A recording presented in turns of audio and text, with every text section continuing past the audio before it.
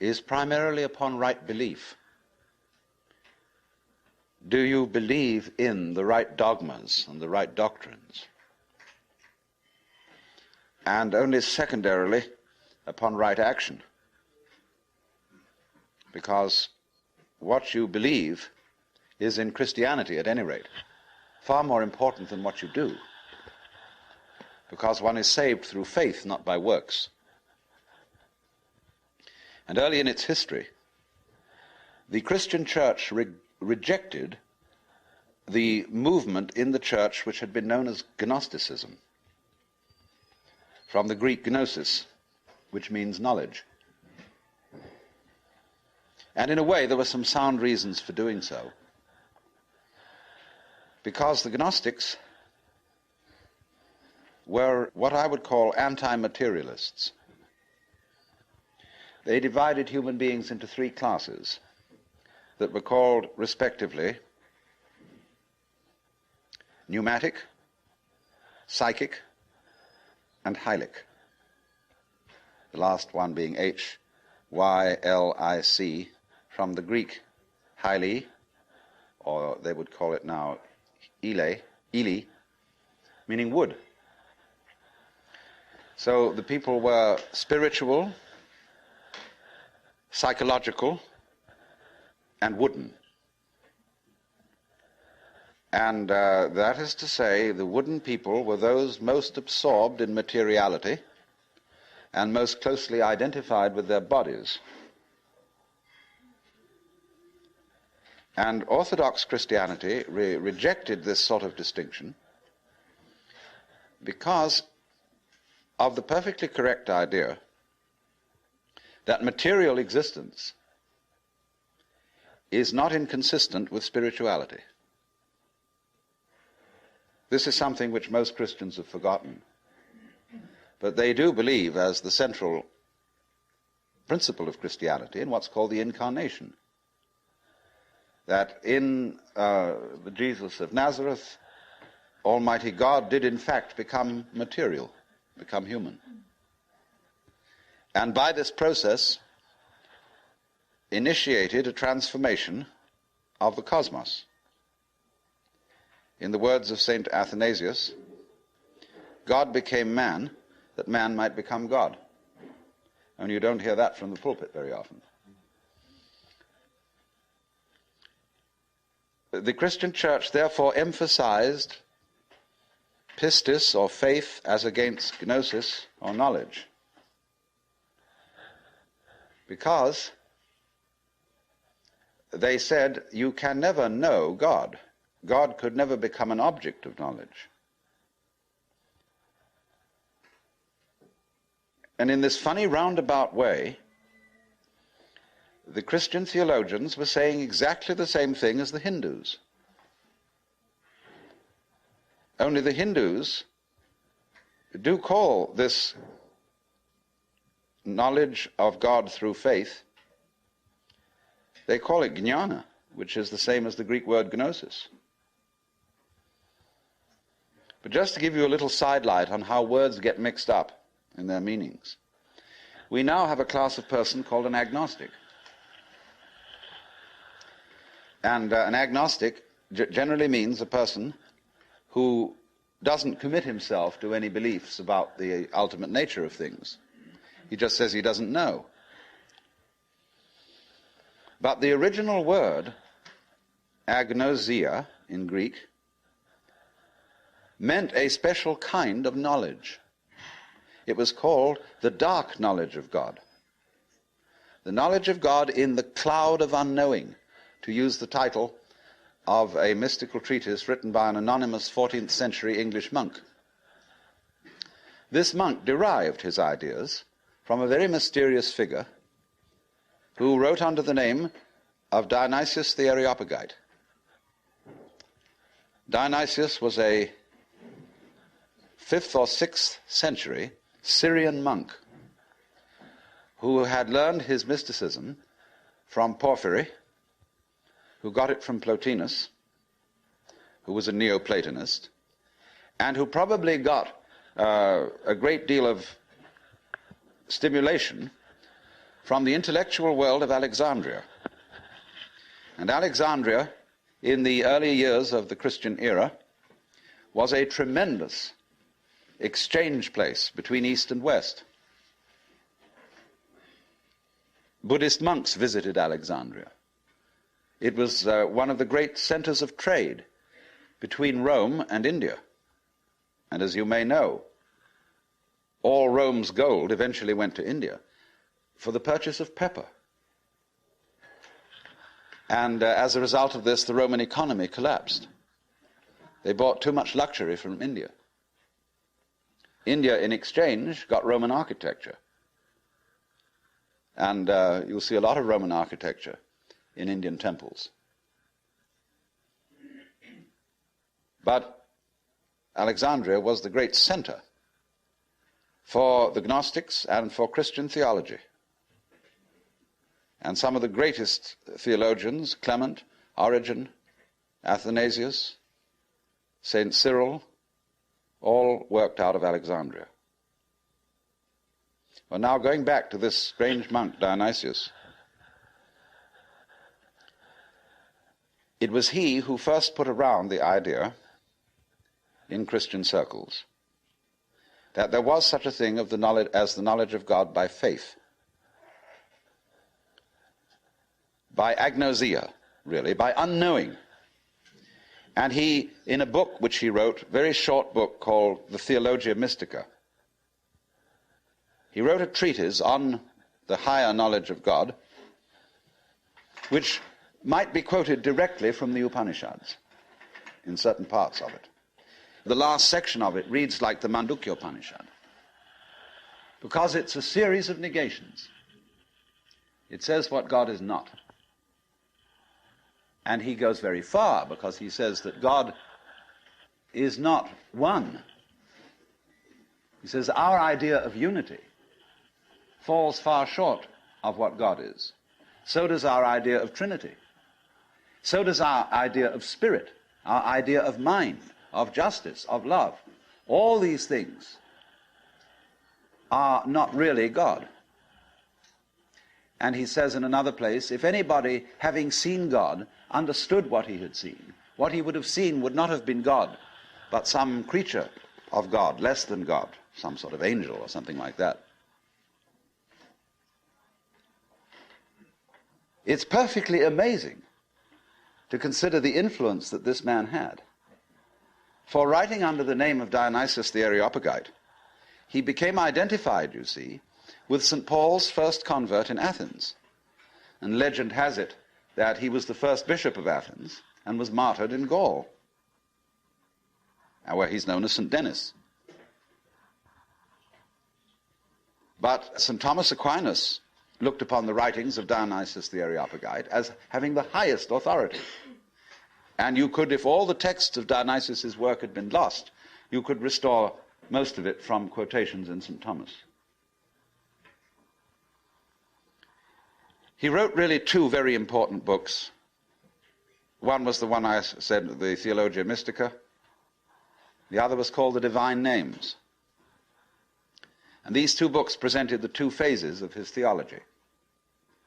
The book called the Divine Names was a discussion on the nature of God in terms of what God is like, by analogy. And this kind of knowledge of God he called kataphatic,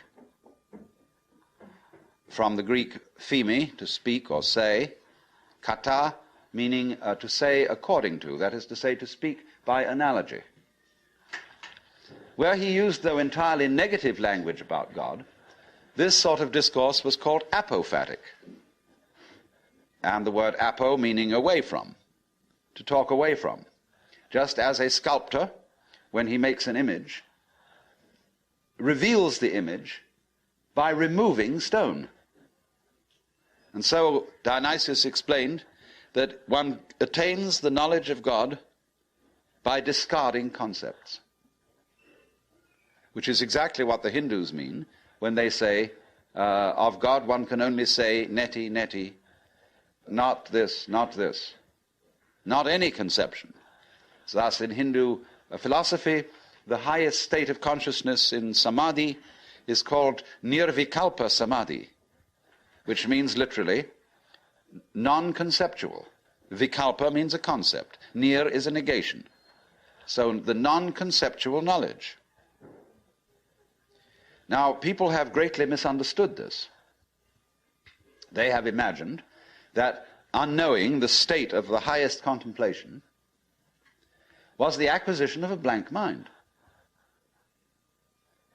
from which you first discarded thought, you went on to discard perception, you went on to discard any kind of sensory content in awareness, until you were, so far as anyone could say, aware of nothing. And they supposed that this kind of catatonic state was mystical consciousness. This is often believed in India.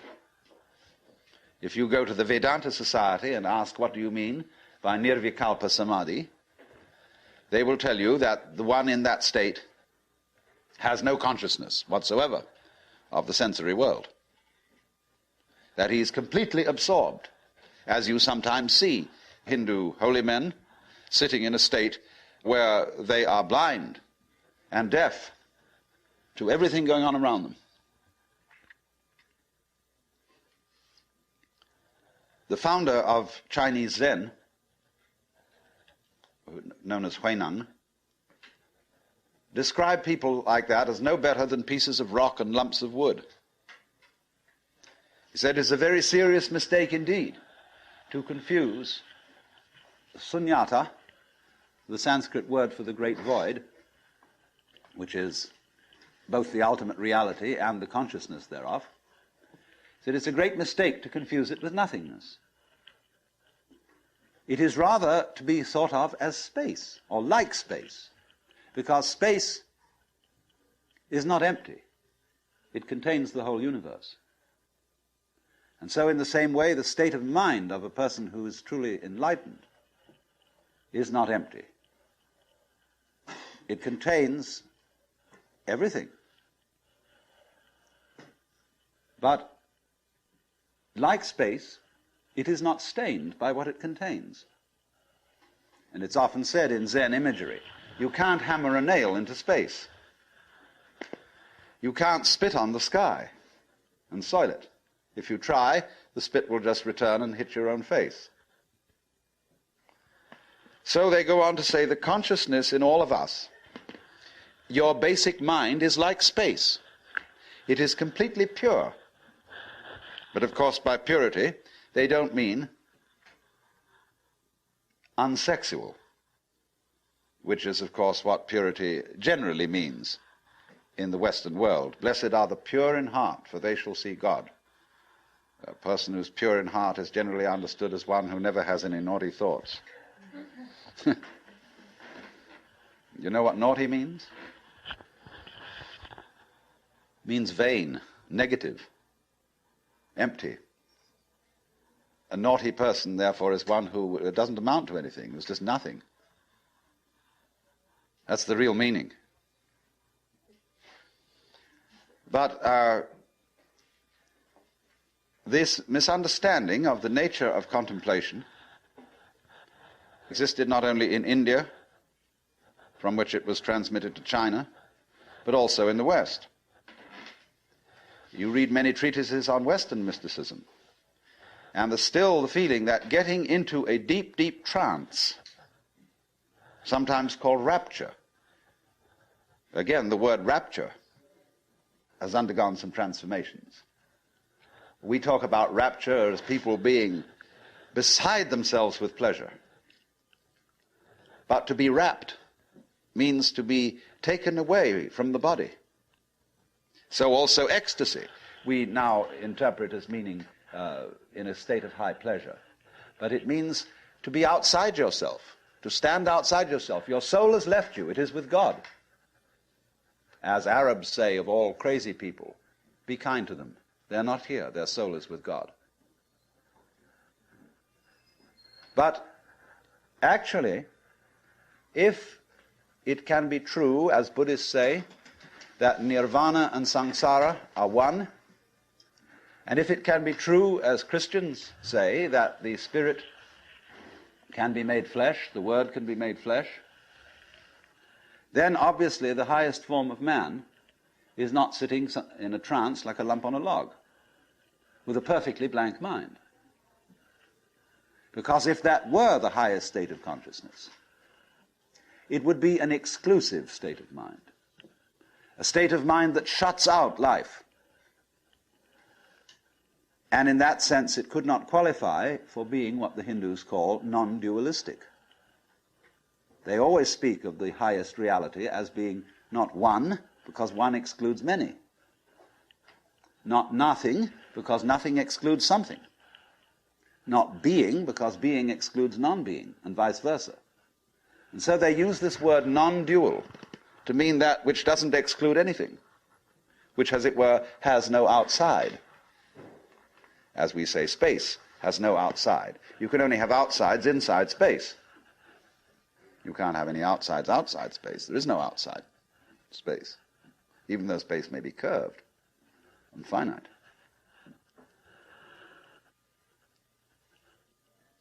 So, if you want to think, incidentally, of that curved space, go and take a look at a photograph in the Life, a book on mathematics, where there's a picture of a Klein bottle, which is a three-dimensional Möbius strip. A Möbius strip, you know, is a piece of paper that is twisted once and then joined, and it has only one side and only one edge. Now, a Klein bottle is a three-dimensional Möbius strip, and it only has one inside. It has no outside. You can say it has an inside and no outside, or it has an outside and no inside. It's a fabulous little trick. But there's something like that would be the nature of space, as that which does indeed transcend the opposites. Not quite. No, we'd have to do one extra move on a serpent to make it into a Klein bottle. You'd have to tuck its head through the side of its skin and make the aperture through the mouth continuous with the inside of the serpent towards the tail, you see. That's more or less what a Klein bottle is. So, what I'm getting to, I'm giving you something out of the general history of religions to show that what has been meant by the mystical state, the state of samadhi or awakening in certain traditions, is not this state of trance, but a state of consciousness in which you can perfectly well carry on your daily affairs. And of course, what is meant by a bodhisattva as the ideal type of Buddhist person is that he is not wrapped, that he is actively engaged in the life of the world, because he has gone beyond the illusion that nirvana is to be found away from everyday life. So what is then the point of meditation? Why meditate? Why do you have to crawl off into a hole, or go to a Zen monastery, or retire and be quiet, when this is only a withdrawal? Is there anything to be said for it? Well, meditation is, in that sense, as a practice, as a discipline, is a very curious problem. Because from one point of view it's a help, and from another point of view a hindrance. And I think we have to understand, first of all, that meditation exercises are medicinal rather than dietary. The same could be said of LSD. A medicine, not a diet. Something that is described in Zen as when you want to open a door, or summon someone to open the door for you, you pick up a brick and you knock on the door, but you don't carry the brick into the house. When you need a raft for crossing a stream, you cross the stream on the raft, but you leave the raft on the bank at the other side. You don't go carrying it around. But a lot of people, when they get into meditation or they get into religion, or into any kind of exploration of this sort, turn the door into a revolving door and keep on going round and round and round and never get through. They say what a gas it is to be in this revolving door. So I think a good definition of a parasite is a person who goes through a revolving door on someone else's push.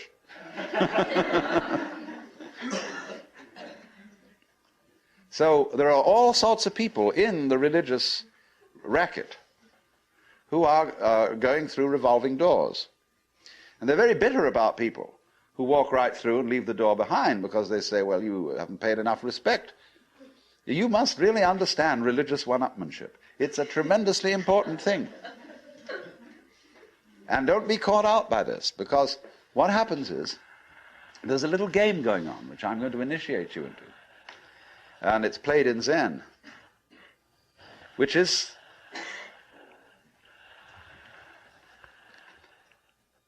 it works like this.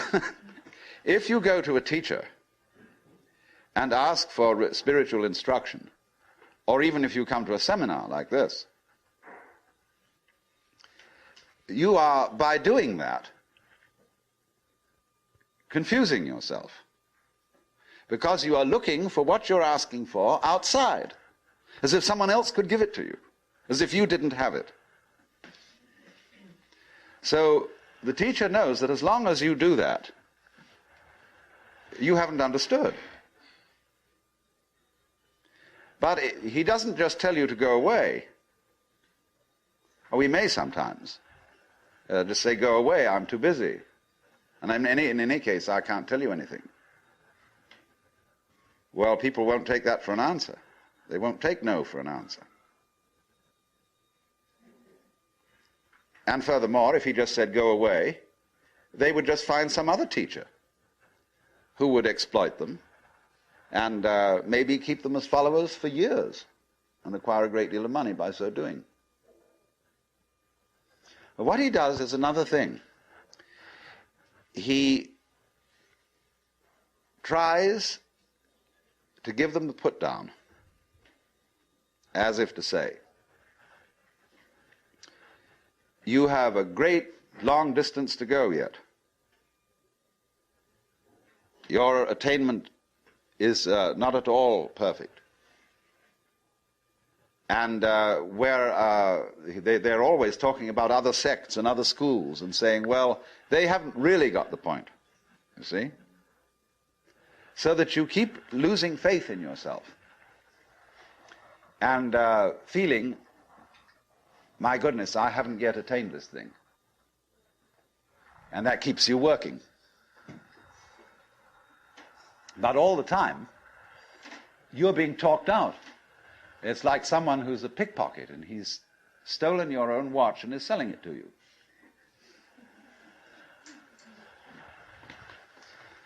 But just so long as you can be talked out of yourself, you deserve to be.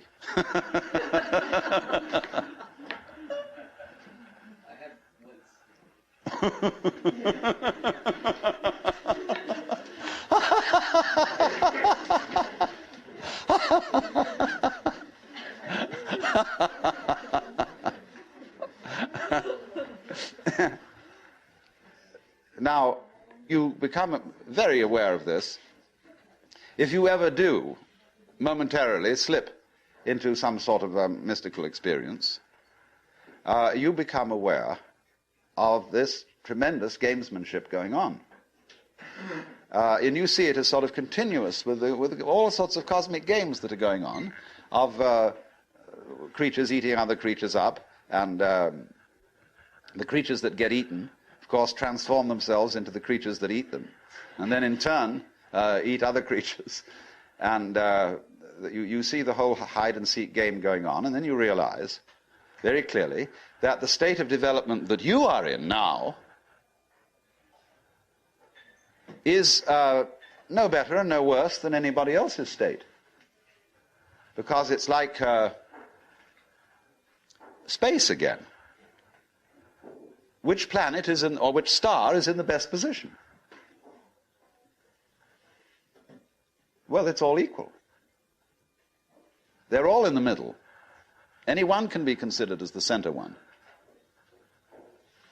Any point on a sphere is the center of the surface of the sphere.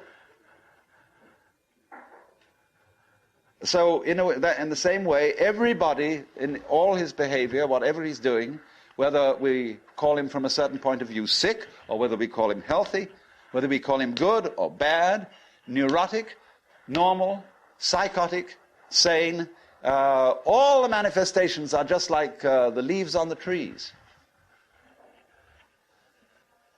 And in each being in a unique way is, as Christians would say, manifesting the will of God.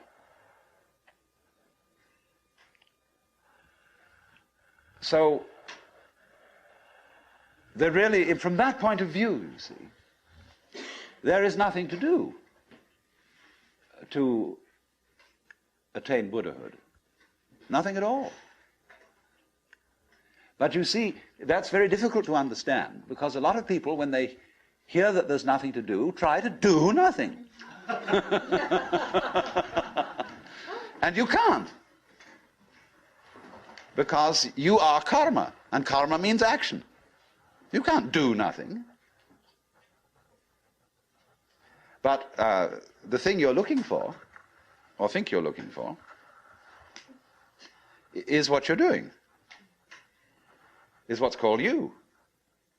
Only, of course, as we all know, we've got ourselves into the idea that oneself is so difficult to see. Because it's like, as I've often said, trying to bite your own teeth or look into your own eyes, and you can't find it. It's always behind. It's like your head is, from the optical point of view, a blank space. Neither light nor dark. It's right in the middle of everything. And so, one of the great tricks of gurus is to set people looking for their heads. There's a famous story of a king in India in ancient times called Yajnadatta. And one morning he woke up and reached out for his mirror and brought it over. No head. He was looking in the wrong side of the mirror. And you know, he was kind of bleary-eyed and had a hangover. So he summoned servants and said, "Ye gods, I've lost my head. Find it." And they said, "But Your Majesty, it's there on your shoulders." He said, "It is not. I can't see it in the mirror. Nobody can show me my head." So they were rushing all over the place, looking for the head. Now the trick to that is, of course, that you are perfectly well aware of your head, only not in a form in which you expect to be aware of it. You expect to be aware of your own head in the same way as you're aware of other people's heads. But that wouldn't be true of you, because you've got an inside view on your head. You have an outside view of other people's heads, because, of course, you're taking an inside point of view. But the way in which you are aware of your head is in terms of what you are seeing and hearing.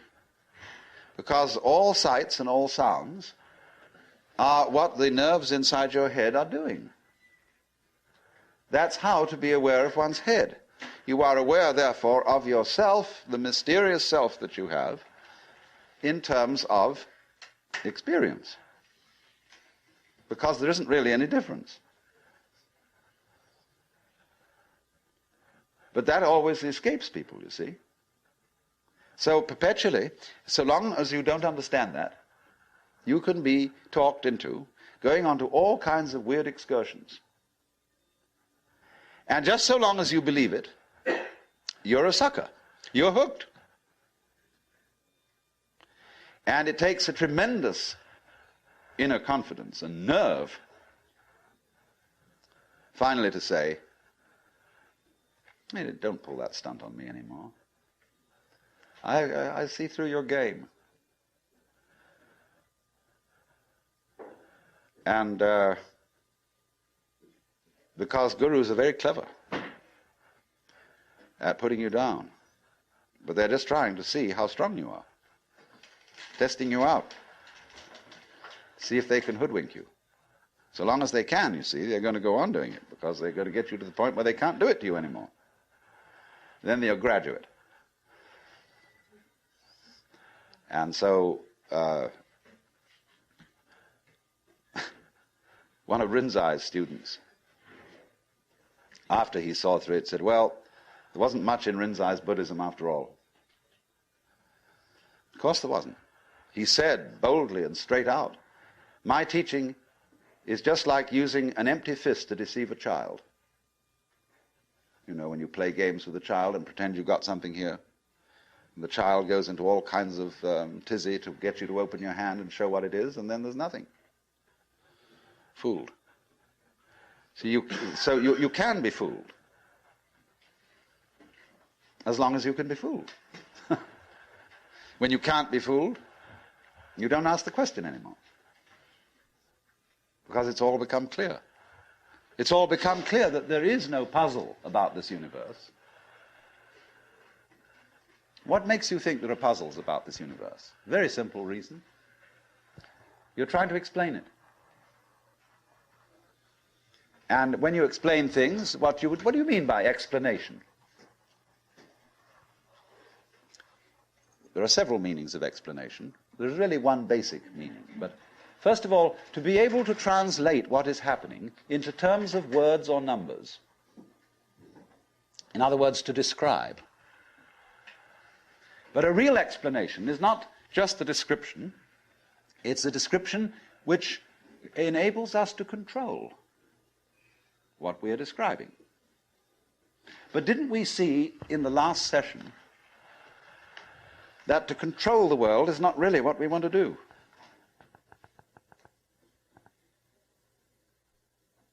So that if all explanations have as their function enabling us to control things, then maybe an explanation isn't what we wanted.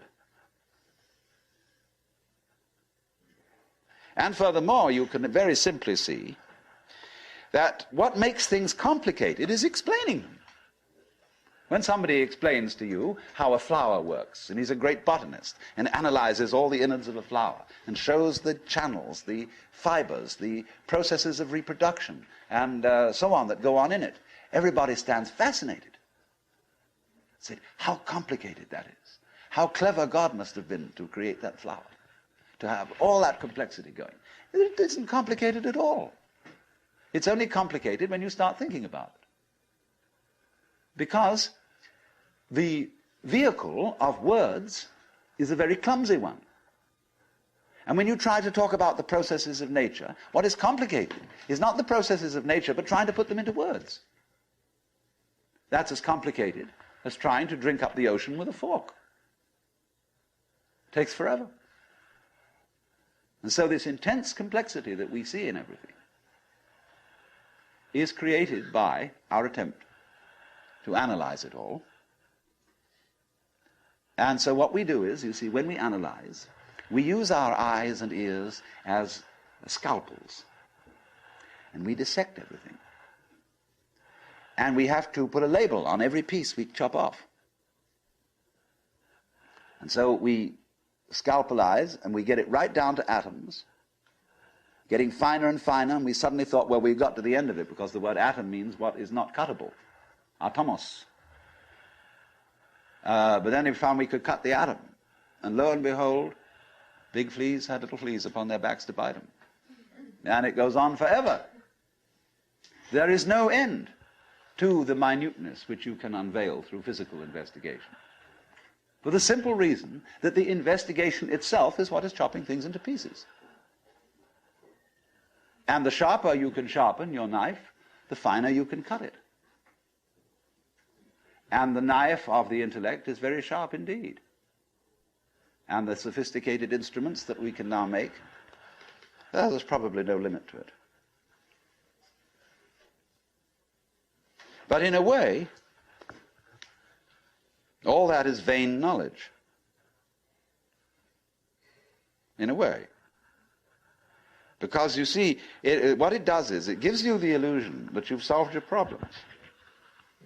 When you have controlled certain things and you have solved certain problems, practical problems, you say, fine, more of that, please.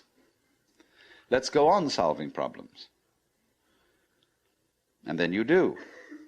And you create a world of people as we are today, far more comfortable than people who lived in the 19th century. Just remember the troubles of going to a dentist when you were children, or some of you when you were children, of medicine, of badly heated homes, of all sorts of things that we don't put up with anymore. But the problem is we keep running into this thing that all constant stimulations of consciousness become unconscious. And when we take it as a matter of course to have certain comforts, then we switch the level on which we worry. When you solve a whole set of problems, people find new ones to worry about. And after a while, you begin to get that haven't we been here before feeling.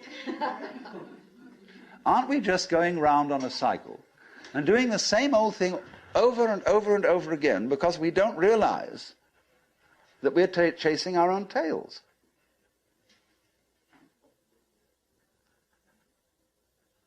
By an eternally recurrent process of not knowing who you are. That is the hide and seek. That is the nature of what the Hindus call the Manvantara and the Pralaya, the period of the Manvantara in which the worlds are manifested, and the period of the Pralaya in which the worlds are withdrawn from manifestation. In and out, in and out. Evermore came out by the same door as in I went. And the thing is to get to the point where you can see that you are doing that in every moment of your existence, with every tiny little atom of your body. You now, at this minute, you see, are the whole system of inning and outing. In other words, you often think perhaps, maybe a long, long time ahead, I shall reach the point where I wake up from manifestation and overcome the world illusion and discover that I am the supreme reality behind all this diversification. My friends, there is no diversification.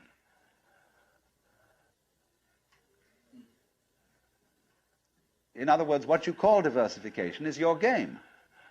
In the same way as you chop the thing and then you say it is made of pieces. Because you forget that you cut it.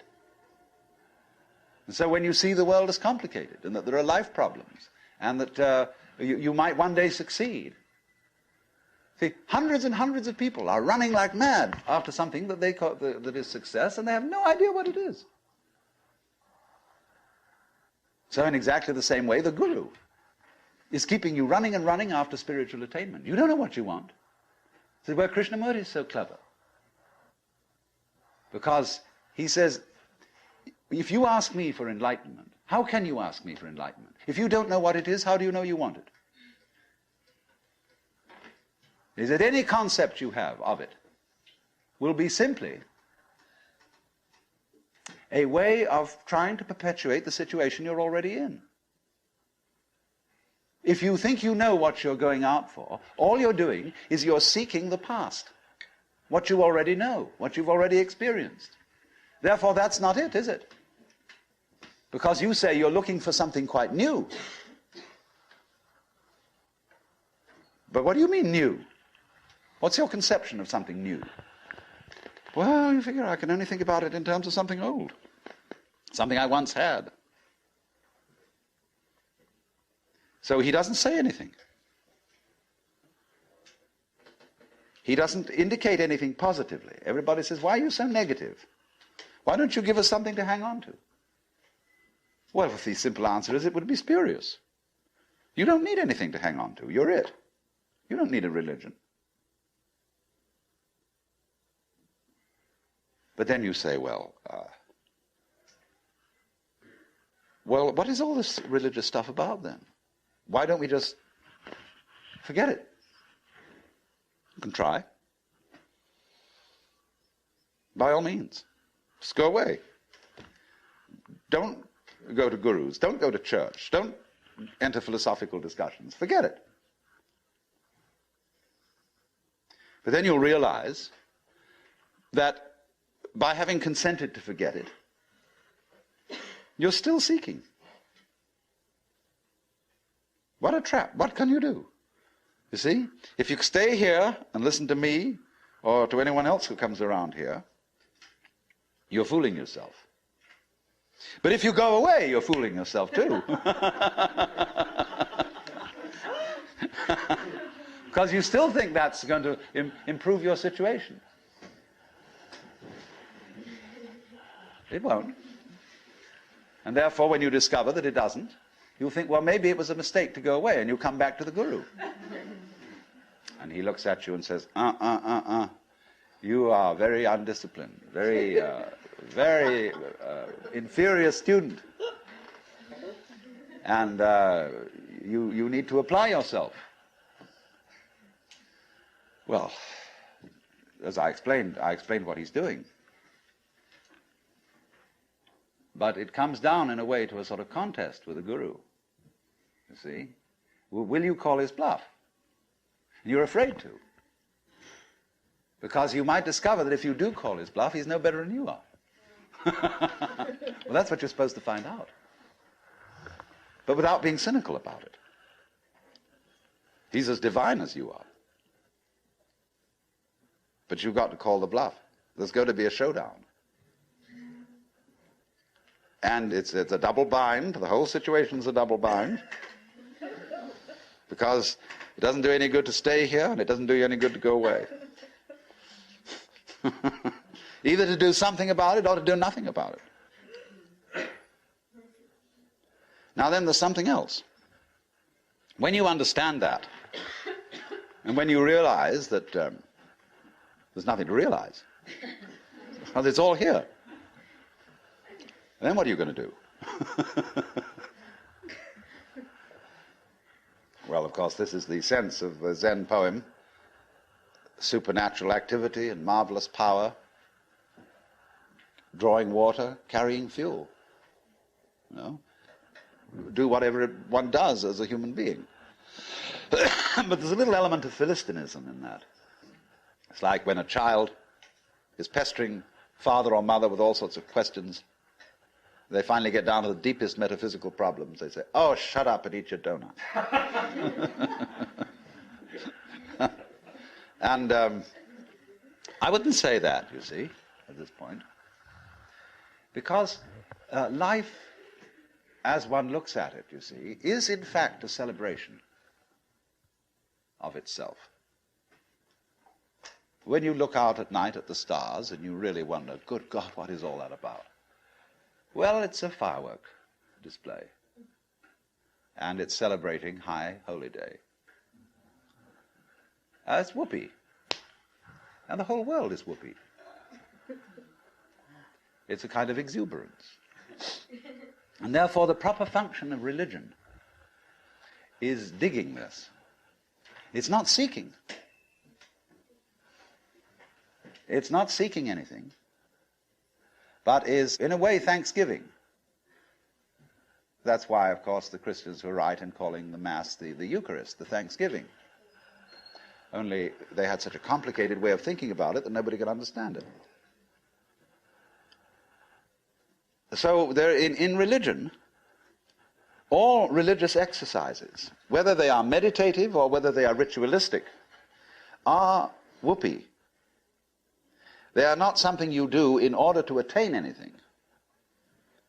They are like art forms, like dancing. They are expressive of attainment, of the attainless attainment.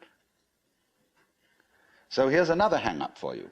When you go to Mr. Suzuki, who runs the Zen Center, he's a good disciple of Dogen, who brought Zen, a certain school of Zen to Japan in the 13th century. Dogen said, you can't sit and meditate unless you're already a Buddha. In which case, why meditate? Well, meditation is just the way a Buddha sits. And he called this sitting just to sit, not to attain enlightenment. Because the minute you do that, you see, you're not meditating.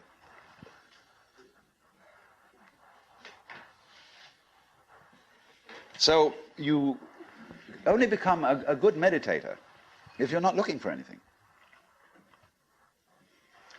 And therefore, you realize what a great thing it is to be able to sit. And what a great thing it is not to dissect the world with your analytical intellect.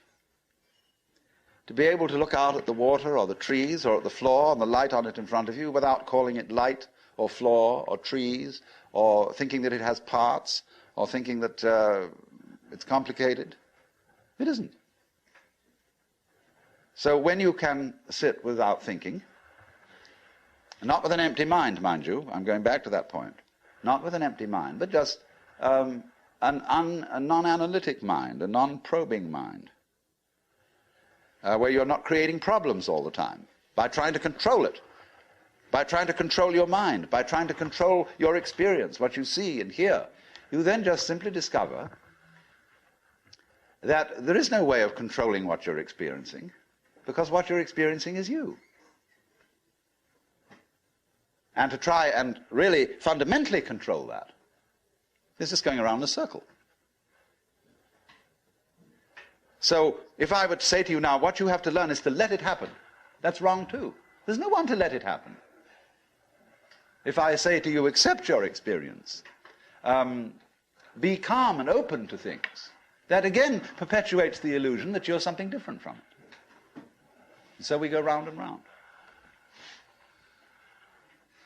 But if there are some people who want to get together, and like we would get together to play poker, or to have a walk, go fishing, or sail a boat, if there are some people who want to get together to meditate, and to have rituals, and to chant, great.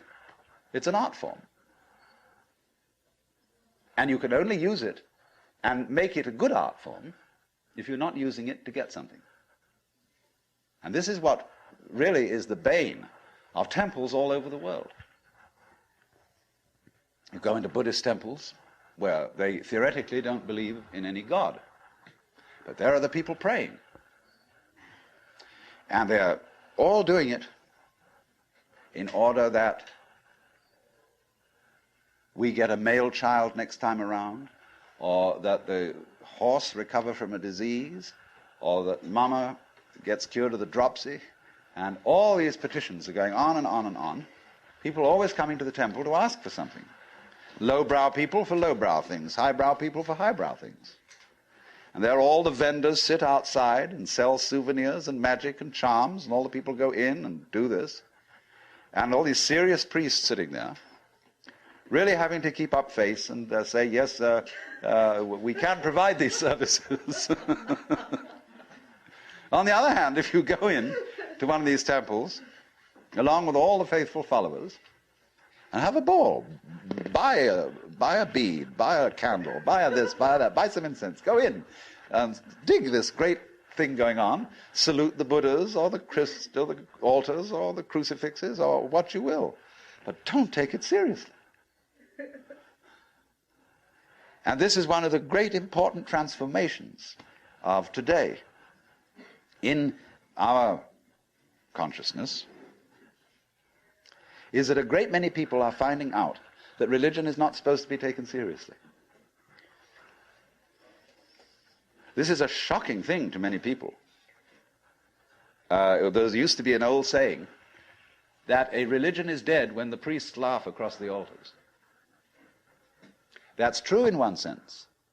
When the priests know that they've got a racket going, and they don't believe one word of it, and they're laughing across the altar because of all these suckers around doing it, then it's true. The religion is dead.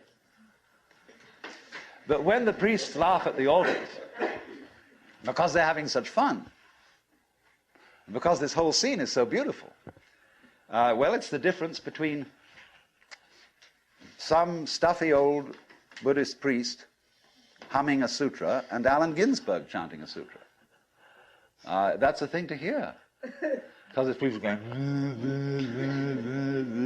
they go on for interminably, it's a bore. They're sick of it, but they get paid for it. This is magical.